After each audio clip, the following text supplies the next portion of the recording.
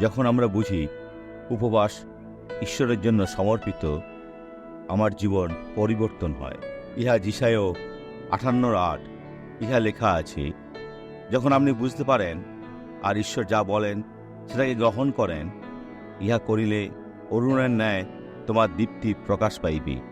কখনো কি এমন দিন দেখেছেন যেখানে সূর্য বা প্রকৃতি বলছে আজ কোনো দিন হবে না?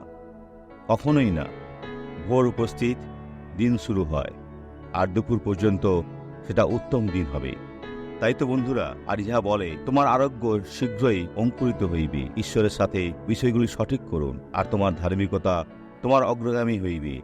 সদা প্রভুর প্রতাপ তোমার পশ্চাৎবর্তী হইবে। বন্ধুরা, আর আপনি কি চান? আপনার আগে, আপনার পিছনে, আপনার পাশে, উপরে ও নিচে ঈশ্বর আপনার সহবর্তী।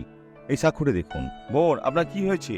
আমার উরুতে যন্ত্রণা ছিল, খুব যন্ত্রণা, ভীষণ যন্ত্রণা ছিল। আর এখন কি ভালো হয়েছে? সবসময় মনে হয় কোমর ভেঙে যাচ্ছে, আর কিন্তু এখন ভালো লাগছে, ভালো হচ্ছে, ঈশ্বরের গৌরব। হচ্ছে?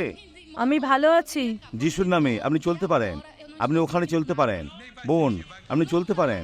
এখন বলছি, চলুন, চলা শুরু করুন। আপনি দৌড়াতে পারেন, দৌড়াতে পারেন।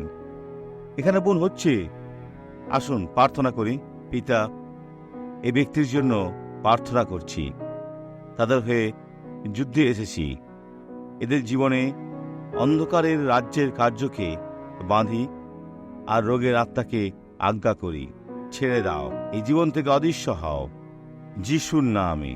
আর আপনি বলুন, আমেন। দিন শুভ হোক।